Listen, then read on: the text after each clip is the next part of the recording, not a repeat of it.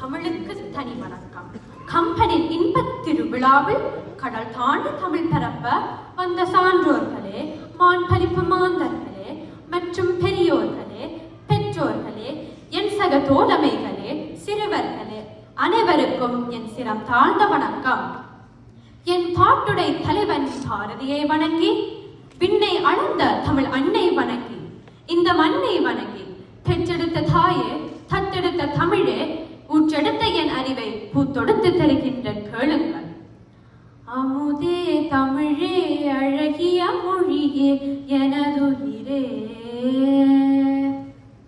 முத்தான வார்த்தைகளால் என்னை மூழ்கடிக்கும் முத்தமிழே, என் சிந்தனை அலங்கரிக்கும் முயற்றமிழே, நான் கண்ணென போற்றும் கவித்தமிழே, நான் உயிரென போற்றும் உயர்ந்த தமிழே, என் சொல்லை சுவையாக்கும் செந்தமிழே, என என் தாய் தமிழின் புகழை இசை எனும் அற்புத கலையுடன் இணைந்ததாக நான் எடுத்துக்கொண்ட தலைப்பு தமிழும் இசையும்.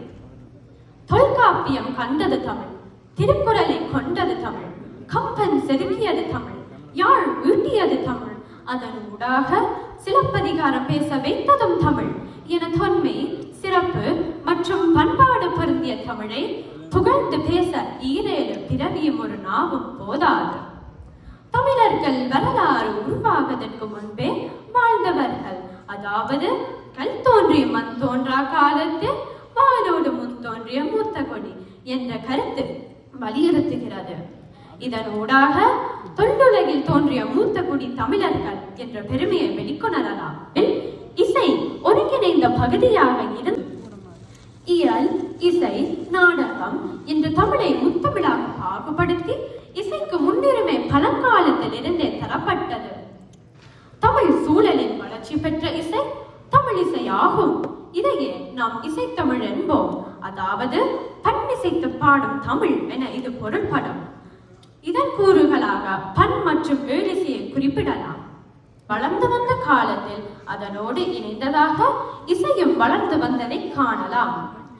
தமிழும் இசையும் பிரிக்க முடியாதபடி ஒன்றோடு ஒன்று பின்னி பிணைந்துள்ளன.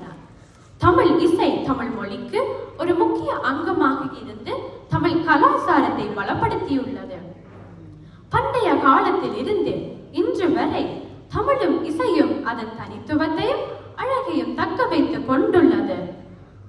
அகர முதல எழுத்தெல்லாம் ஆதி பகவன் முதற்றே உலகு.